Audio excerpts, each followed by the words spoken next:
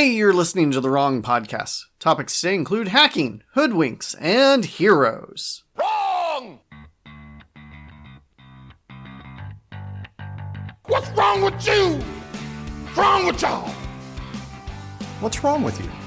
What's wrong with you people? Wrong! You do have to tolerate it. It's my show.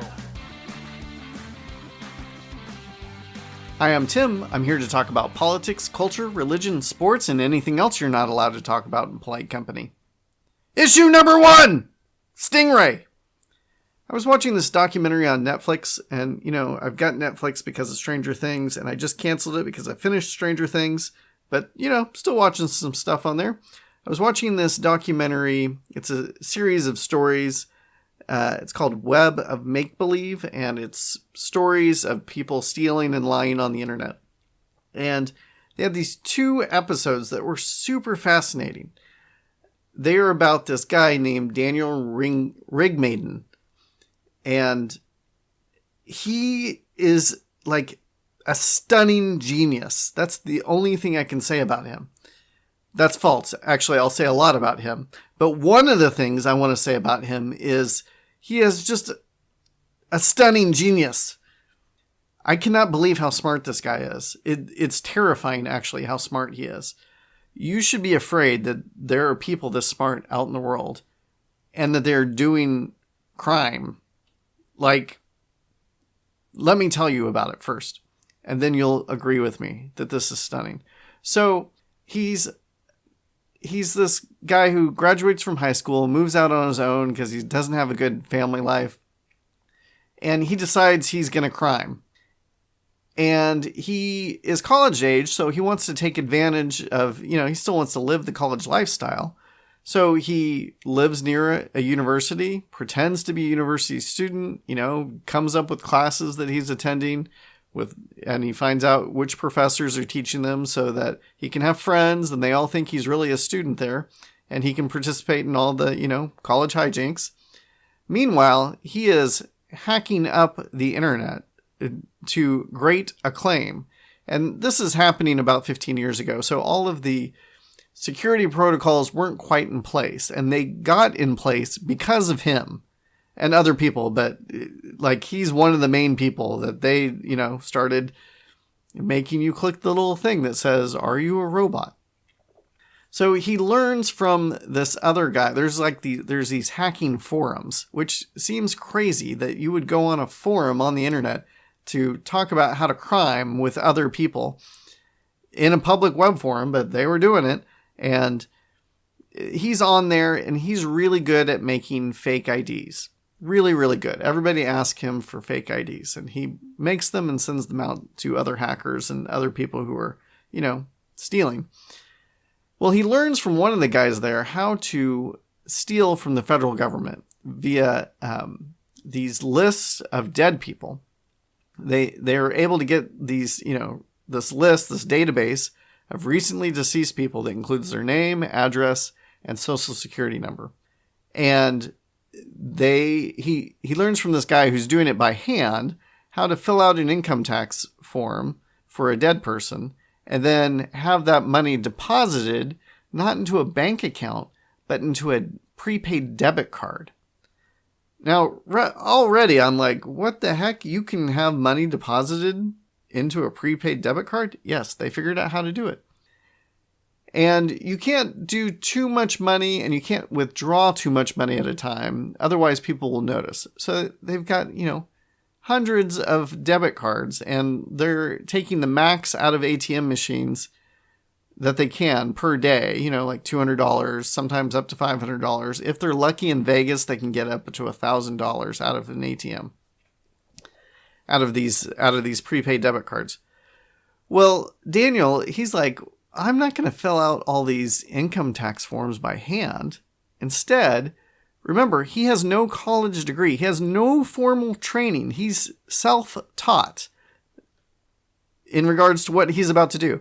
He says, I'm going to write a web program that's going to go on the H&R Block website and all these other online websites where you can fill out your income tax. I'm going to write this program that will go on those websites for me and input all this information for each of these people in this database for me. And then I'll have all this, I'll work way faster, and it won't be such a bummer if they're rejected because, it's just a web program. It takes 5 seconds per name to fill it out. And he starts making a lot of money, and he realizes he can't pull all of the cash out of these debit cards fast enough. Like he could, at best, he can get like $60,000 a month out of debit cards, and that's working 8 hours a day, going to ATM machine after ATM machine and pulling cash out. So he recruits some other people to do it for him. Unfortunately for him, and this is where he's not so smart, he had recruited this guy who got busted. The guy had, dozens of prepaid cards with different names coming to a PO box at some, mailbox store. And the people working at the mailbox store contact the FBI and say, hey, I think something's fishy going on. So they arrest him and then get him to be bait for Daniel. So Daniel's sending all of this cash to the FBI, basically at this point, to their prepaid debit cards. And he's saying, okay, when it gets to a certain amount of money, I want you to put it in a box and I want you to mail it to me. And he mails it, to some other mailbox store like a FedEx Kinko's or whatever. And then if you were getting, I don't know, let's say $60,000 to $80,000 in cash, how long would you wait before you went and picked up the package with all this cash? This guy, he waits days. He goes like at 5 a.m, and he has all these safety protocols so that nobody can get his fingerprints or really see his face. And he picks up the package, and the FBI they're staking out the FedEx Kinko's. But they think we can't just arrest the guy who's getting the package because maybe he's a mule. Maybe he's somebody getting paid to pick up the package. So they want to follow him to wherever the package ends up going and then arrest him. Well, I'll skip over some stuff, but they are unable to do it. They can't follow him. And so the FBI decides to track him down over the internet. Now, the problem is, this guy is really smart. Every time you send out an email to somebody, there is an IP address in the header of that email. You didn't know this, but there is. And that's telling everybody where the email was sent for. It's the actual physical location.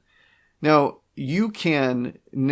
now it's not so hard to spoof that address or to fool people about where it's coming from. But at the time, it was not so easy to do. And he was doing it. He was making sure that every email he sent to anybody covered up his tracks. Well, one time, he forgot. And he sent an email from his real IP address. And they were able to figure out that the IP was, from the city in Northern California. But the problem was he wasn't using a physical landline. He was using like a Verizon internet connection that you plugged into it's kind of a mobile hotspot basically. But imagine it happening 15 years ago. It's this card he was able to plug into his laptop from Verizon. And so it just gave them a basic range of where he was, what city he was in, but it didn't tell them what apartment he was in. And this was all very intentional on his part. Well, the FBI, they had this tool that they were using. Actually, I'm not going to tell you what the tool was because I want you to see how smart he is. So let's just say they figure out what apartment he's in, and they don't know which apartment, but they know which apartment building he's in.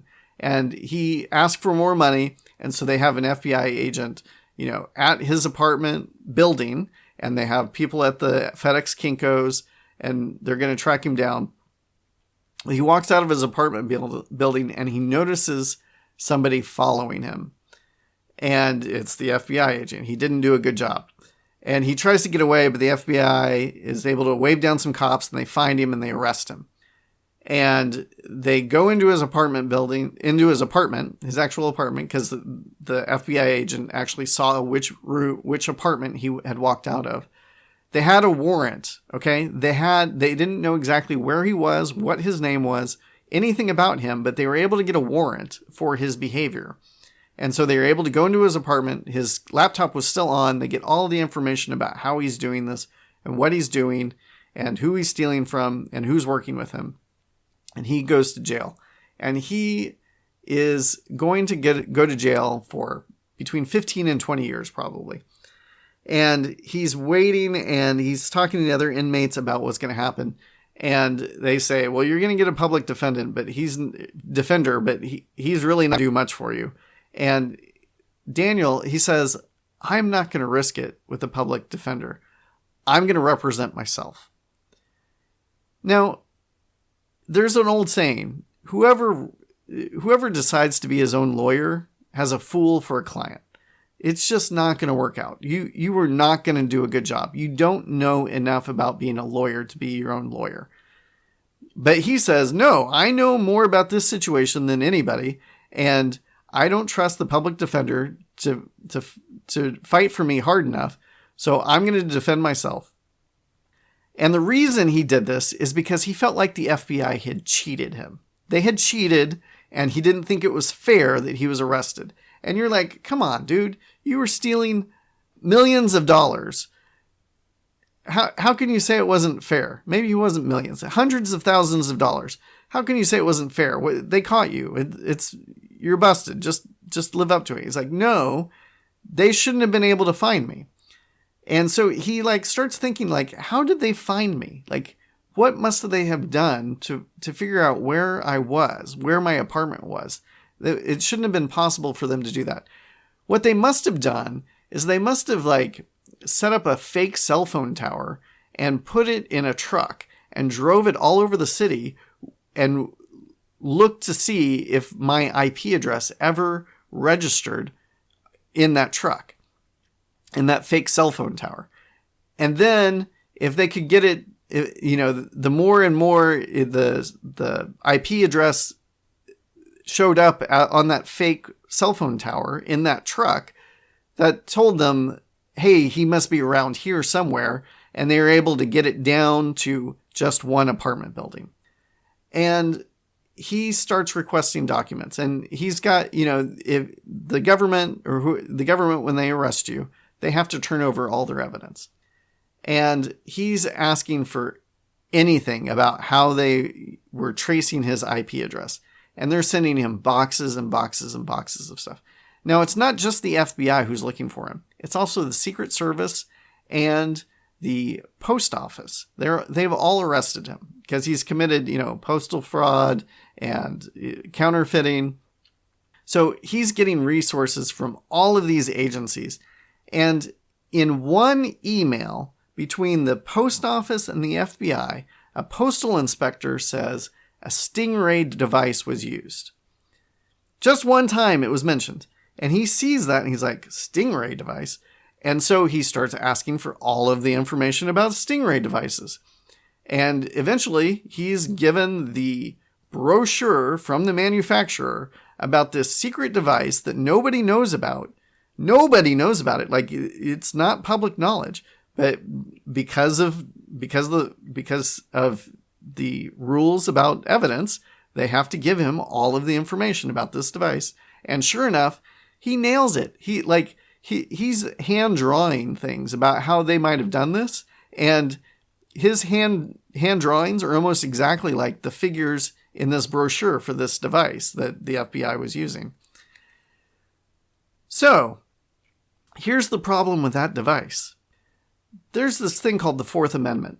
The Fourth Amendment says that the government can't put soldiers in your house. You can't be forced to house soldiers in your own home.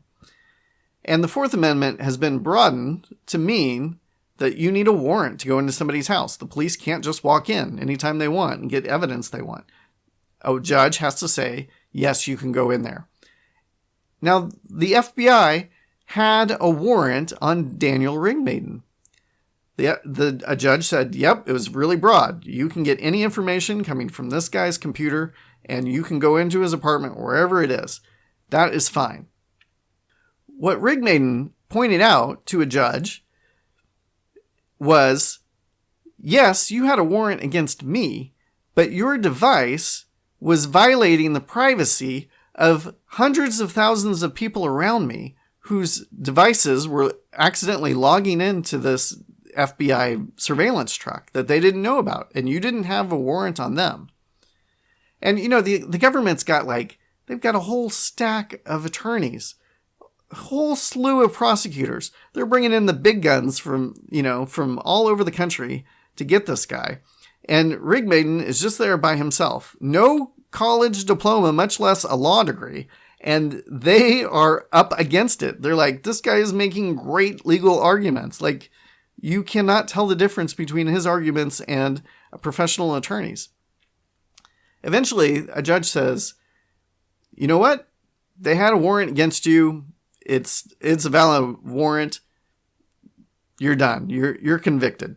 And he is, he's going to file an appeal for sure. And the government comes back to him and says he's been in jail for about 3 to 4 years at this point, while he's fighting his case. And the government says, hey, we're just going to settle with you. Time served. We'll drop our convictions. We'll just say your 4 years is enough, and you can walk out of jail today. And, he's sitting in jail, and he says, okay, well, that sounds pretty good to me. Now, the reason the FBI just let him get away with time served is because if he had appealed, he probably would have won. This thing would have gone up to the Supreme Court, and the FBI knew that they were going to lose. That, yes, indeed, the government was violating a ton of people's privacy with this device that they used to find him. Eventually, this story came out in newspapers, and, all kinds of laws have changed because of it. But before anybody knew anything about this, Daniel Rigmaiden was fighting it and was totally right about how it was violating the law and violating our privacy. A fascinating story. Issue number 2, cynical. Okay, this week, just like days ago, Alexandria OcasioCortez, she's a congressman from New York. She was protesting that Congress is not passing laws. I think she might have been protesting at the Supreme Court, and she was intentionally arrested. And when she was arrested, the cop was just leading her away, and she put her hands behind her back and acted like she had been handcuffed as she was being led away. And this is just gross. Like, it's performative politics. It's like, you're a congresswoman. If you don't like the laws, you actually have the ability to help laws get passed, to work hard, to create compromise, to make sure things get done. There's no reason for you to draw attention to any of this by getting arrested. You could just do your job. You could get other congresspeople to do their jobs.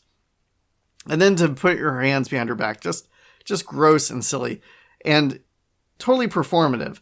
And as gross as that is, it's not as gross to me as cynical politics. There are just, the problem with politics and politicians is sometimes they're just cynical. Let me give you some examples. The gas prices go up and everyone says it's the president's fault. And I'm not talking about Joe Biden in particular. Any president, anytime, throughout time, the gas prices go up, everybody says it's the president's fault. And then, if gas prices go down, does that mean the president did something to make them go down?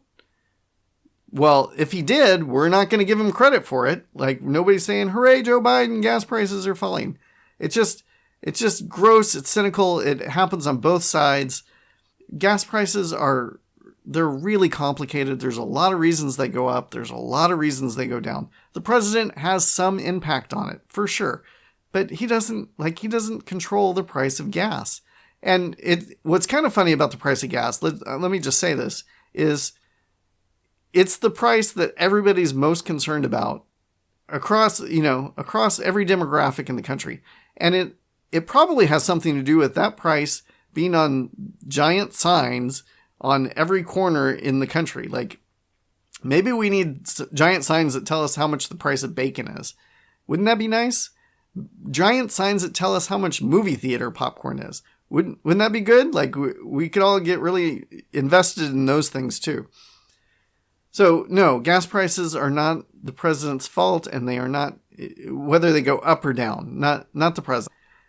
Second thing, we had a primary for Congress, for the congressional seat here where I live recently, and they had redrawn the lines.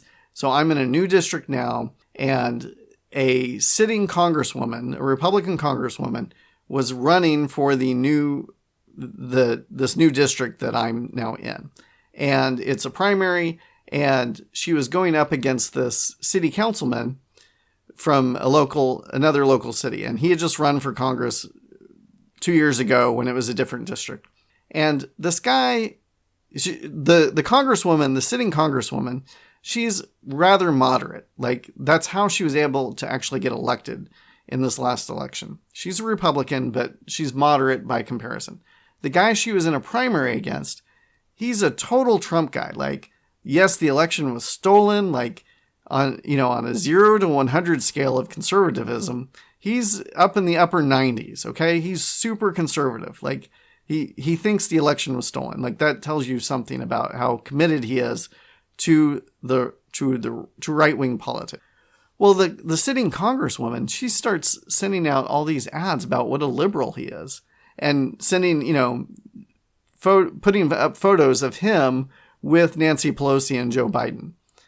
And it was mind-boggling how in any world can you say he's the liberal compared to you? Well, it didn't matter. She won. Like, and I felt totally convicted because her politics better align with me than his did. But she's telling lies about him. Like, oh, it's just gross. Like, what am I supposed to do about this? Like, do I vote for her even though I think she's playing a dirty trick? Like, ugh, gross.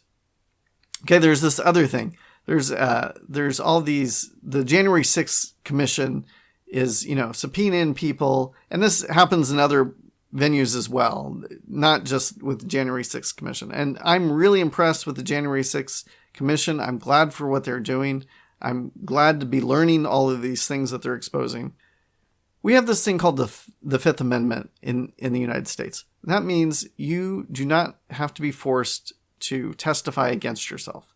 If you don't want to talk about something, you don't have to. Nobody can tell you have to talk. And so what you do is you say, I'm pleading the fifth. And if you're going to choose that strategy, it is not wrong. It is fine. It is good and healthy for you to do it. It doesn't mean you're guilty if you plead the fifth. It's wise to do it. You should plead the fifth. Even if you have nothing to hide, it's smart because you might accidentally say something the wrong way and it'll be used against you. It is fine. It is good to plead the fifth. So, but if you're going to plead the fifth, you have to plead the fifth to every question that is asked of you, because you say something about what you're not willing to talk about. If you're willing to talk about where you were at a particular time, but you're not willing to talk about what kind of guns or what kind of knives you like to use or own, that says something, right? Like that negative information is just as meaningful as the positive information you give. So you have to just plead the fifth. So again, this happens all the time, but if you get asked 200 questions and your choice is to plead the fifth, you're going to plead the fifth to 200 questions, regardless of what they are. Some of them are going to be rather silly, like, what's your full name? What's your address? Where were you on this particular night 3 years ago? You're just going to plead the fifth. You need to. That is the right thing to do in that situation. So it's totally cynical to say, oh, look at this guy. He pled the fifth over 200 questions. Yes, of course he did. That's what you're supposed to do. That he didn't do anything wrong. Okay, final thing that's really cynical and I think is really wrong. Like, it's super wrong. there's this candidate for governor in Pennsylvania. His name's Doug Mastriano, and he believes the 2020 election was stolen, and he just outright says that he wouldn't have accepted the state certification for Joe Biden. In his state, he would have rejected it. He would not allow the electors to be sent to Washington so that the election could go forward. And this is wrong. Wrong! I don't like his politics at all. Well, the Democratic candidate who might be facing him, he was in a primary with another Republican, and the Democrats spent more money on his campaign than he spent on his own campaign. He won the primary in part because the Democrats spent a slew of money supporting him. And, you know, their idea is like, oh, great, yeah, let's get the weaker candidate so we can win the election. Wrong! Well, what if he wins? What if he beats you? What have you just done? Like, it's wrong for you to do this. And it's not the first time it's happened, but it's the most concerning. And same thing in primaries where you think, like this happened with Donald Trump in the 2016 election. A bunch of New Yorkers, it was an open primary. They said, hey, Hillary's got it wrapped up. We don't need to vote for her. Let's go vote for Donald Trump because Hillary will have no problem beating Donald Trump in the general election. Well, guess what? The dog caught the car. Like, way to go, everybody. No, don't do this. Bad idea. Don't do it. Remember, I want to know what's wrong with you. What's wrong with you? If you'd like to submit a question, topic, or tell me how I was wrong, you can email me at listen@thewrongpodcast.com or submit a comment at my website, thewrongpodcast.com. And help me spread the wrong message. If you like what you hear, share it with your friends. Now it's time for my favorite part of the show. I was wrong. I was wrong. I was wrong. Listener Wendy writes in. Now this is actually my wife, the lovely Wendy, and she did not write in. She just said, hey, about that spontaneous human combustion thing, I got a bone to pick with you, Buster. Those were her exact words. Wrong! You used the word morbidly obese, and there is no medical definition for morbid obesity. We don't say somebody's morbidly smoking or somebody's morbidly drinking alcohol or somebody's morbidly thin. That's just a made-up term. There is no such thing as morbidly obese. And she has a point, I assume, because I'm not looking it up. I'm just taking her word for it. Fair enough. I retract my statement that spontaneous human combustion is more likely to happen to the morbidly obese. It merely happens to the obese. Issue number 3, Macho Man. Currently, in the West, we have a crisis of masculinity. There is a problem with young men. They're going to college less frequently. They are dying more frequently. They're engaging in risky behavior, such as drug use, more frequently than young women. It's a problem. Like, we need to be paying attention to this, and we need to be figuring out cultural solutions. And maybe politics can do something about it. I don't know. But it's largely something that we need to figure out culturally. And at the same time, we have this huge debate about toxic masculinity. How toxic it is to be masculine. And this is the wrong way to approach it. Yes, absolutely. There is such a thing as toxic masculinity. There is a wrong way to be a man. There's also a right way to be a man. And we need to encourage people to be men, to be manly men, in the right way. Now, Jordan Peterson has gotten a lot of fame and a lot of popularity among young men because he's willing to say, yes, you should be masculine. Here's how, and he says, here's how to be masculine. Here's how to do it. Here's some rules for you. Follow these rules, follow these principles, and you'll be the man you should be. And a lot of it, it's great stuff. Like, hey, live up to your obligations. You have responsibilities. Do them. Don't rely on other people to take care of you. Take care of yourself. This is all very good. Very good stuff from him. Not everything he says is very good, but in general, there's a reason he's getting a lot of positive attention among young men. He's filling a void. Now, recently, Jordan Peterson released a video encouraging Christians on how to attract young men. Here's a clip from that video. The Christian church is there to remind people, young men included, and perhaps even first and foremost, that they have a woman to find, a garden to walk in, a family to nurture, an ark to build, a land to conquer, a ladder to heaven to build, and the utter terrible catastrophe of life to face stalwartly in truth, devoted to love, and without fear. Invite the young men back. Say, literally, to those young men, you are welcome here. If no one else wants what you have to offer, we do. We want to call you to the highest purpose of your life. We want your time and energy and effort and your will and your goodwill. We want to work with you to make things better, to produce life more abundant for you and for your wife and children and for your community and your country and the world. And we have our problems in the Christian church. We are moribund and sometimes, far too often, corrupt, and sometimes deeply so. We are outdated, as are all institutions with their roots in the dead, but still often wise past. So join us. We'll help fix you up, and you can help fix us up. And together, we'll aim up. And here's a message to those young men skeptical about such things. What else do you have? You can abandon the churches in your cynicism and disbelief. You can say to yourself, narcissistically and solipsistically, the church does not express what I believe properly. Who cares what you believe?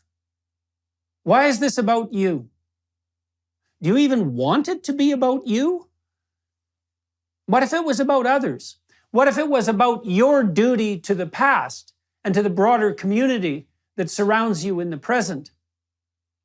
What if it was incumbent upon you and vital to your health and willingness even to live, to rescue your dead father from the belly of the beast, where he has always resided, and to restore him to life? Now, I think that he has a firm and correct idea on how to get young men into churches. He has some great ideas on how to get their attention, and we should listen to him. These are good ideas. I don't know that Jordan Peterson is becoming warm to Christianity. He's not a Christian, so I don't know if it's actually his place to tell us how to what to do or how to respond or what our mission should be. In fact, I think he's got some wrong ideas about Christianity. I recently asked a question on Facebook. I was kind of fishing for some additional ideas that I already had about movies where masculinity is positively portrayed, but my stipulation was that it can't be where men used violence to get what they needed or what they wanted. If you ask for a good example of a manly man, positive masculine example, people are going to say William Wallace. Watch the movie Braveheart. That's what you need to do. And I love the movie Braveheart, and, I think Aragorn from Lord of the Rings, these are both great characters that you should look up to. But I want us to think about masculinity outside of violence and force. There is a time and place to use it. How else can men be men? So here are 5 movies where I think you see an excellent example of a man being a man and exhibiting masculine qualities. And there are many, many more movies. I could probably give you, based on my Facebook poll and based on my own ideas, I could probably give you 40 movies. Easy. But here's 5. The first is To Kill a Mockingbird. And the great example I think that's shown in this movie is Advocacy. The main character, Atticus Finch, he's a lawyer who's asked to defend a young black man who's been accused of raping a white woman in the 1930s in Alabama. And nobody thinks he is doing the right thing to do this. He's defending somebody outside the tribe for something that's atrocious. There's no reason to defend a rapist. And in the context of the South in the 1930s, to defend a black man of rape against a white woman, that's even worse. Like, what are you doing? And Atticus does his job well. He advocates for his client, and he proves the point that the man is not guilty. I won't tell you what happens further. You should watch the movie, though, but he is a great example of masculinity. And another movie along those lines is the movie Just Mercy. And it's about a young black attorney who defends death row inmates. And Just Mercy is actually based on a true story, and it's a phenomenal movie, phenomenal story, and yeah, go out and watch it. Really good movie. Really great example. I recently read a quote by Arthur Brooks, and he had this to say. Look, moral courage, my father used to tell me, who's a great man, moral courage is not a question of standing up to people on the other side. That's actually pretty easy to do. We call it moral courage in a climate of fear. Real moral courage is standing up to your own side on behalf of people on the other side. And, that is hard to do. It is hard to defend people in the other tribe when you see your own tribe attacking them in unfair ways. Another movie I recommend is called Amazing Grace. It tells the story of William Wilberforce. And he made it his objective in life to end the practice of slavery in the United Kingdom. And this is a great example of perseverance. He set his mind to something good, and he worked at it day after day for decades. And he didn't see the fruit of his work until decades later, until much, much later, until nearly the end of his life. An amazing story. You might be turned off if you're not a Christian by the title of the movie Amazing Grace, because it sounds really Christian-y. Well, the movie is not super Christian-y, but his faith absolutely has a part to play in it. And his he actually, the title comes from he's in relationship with the man who writes the hymn Amazing Grace, who once used to be a slave trader. Great movie. Another movie along those lines is called Pursuit of Happyness, starring Will Smith. And it's about something totally different, but he shows the same virtue of perseverance. It's just a black father trying to get his life back in order after a divorce and after economic hardship and homelessness. A great, inspiring story. And yes, I said I'm only going to mention 5 movies, and I've already mentioned 4. So there's 3 more to come. Sorry about that. Okay, the third movie is Hacksaw Ridge. It's starring Andrew Garfield, directed by Mel Gibson, and it is about a conscientious objector in World War II who wants to serve his country during the war, but feels it's wrong for him to kill anyone else. So first, he joins the military with the stipulation that he will not be picking up a gun. And he has to fight for that conscientious objection to perhaps facing the threat of imprisonment, because he won't go through the training. He won't pick up a gun. He won't even learn how to use a gun.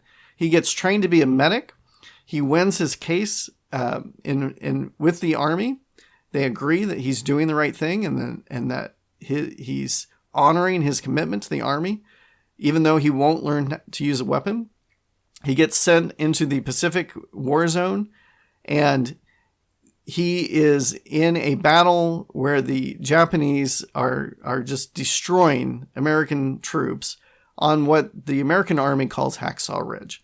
It's called Hacksaw Ridge because it's like a hacksaw is taken to the bodies of the young men fighting there.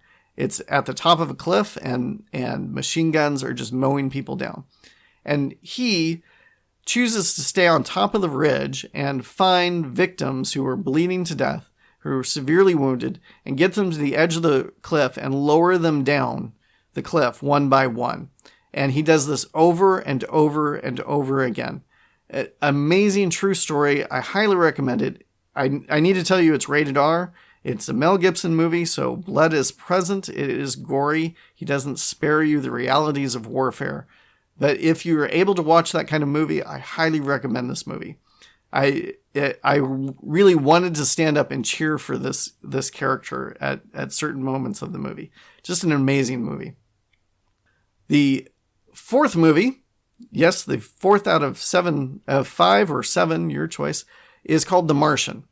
And every movie I'm mentioning is almost every movie I'm mentioning is a true story. This one is not. It's starring Matt Damon. He's an astronaut in Mars, and he and his fellow astronauts need to leave Mars quickly, but one thing leads to another, and he is left behind.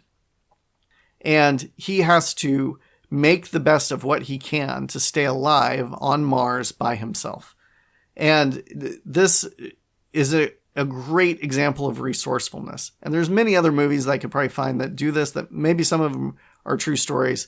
This one's fictional because we haven't been to Mars yet, but really cool, really fun to watch him use, what he has available to stay alive on this place that is not made for human life. And, at points, there are points where it gets a little ridiculous and he relies on luck to survive. But for the most part, amazing to watch him work in this movie, The Martian. Okay, the last movie. Highly recommend. If you're going to watch any of these movies, this is the movie I want you to watch. It's called A Hidden Life, and you probably haven't seen it. And first off, you just need to know that it is one of the most beautifully shot movies ever in the history of cinema. It's a gorgeous movie, and if you just want to see how beautiful Austria is, this is the movie to watch. Specifically rural Austria. He's a farmer in Austria in World War II, and he is asked, he's drafted into military service, and to serve in the military at the time, you have to swear an oath, not to country, but to Hitler himself.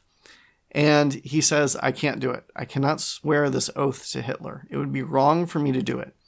He's the father of 2 young girls. He's nobody. He's just a farmer in Austria. And he's not going to play a great role in the war or the war effort. He's just going to be another body to be thrown into the fray. And he knows his life is not going to count for much, but he says, I can't do it. I cannot swear an oath to Hitler. And time again, people come to him and try to convince him why he should do it, why they did it. They accuse him of what are you saying about me that I did it? And he just holds firm. He says, I'm not going to do it. I will not do something that I think is wrong, morally wrong for me to do. And at some point, the movie gets its name because someone says, your life means nothing now. You're just going to die. We're going to kill you. And it accounted for nothing. It will be just a hidden life that nobody will know anything about. And I want you to watch this movie just to prove that Nazi wrong. Just prove that Nazi wrong. Beautiful movie, A Hidden Life. I highly recommend it. If you have others, I'd love to hear your thoughts. But I could be wrong. If you think I am, let me know. And let me know why. I had fun and I hope you did too. Bye-bye.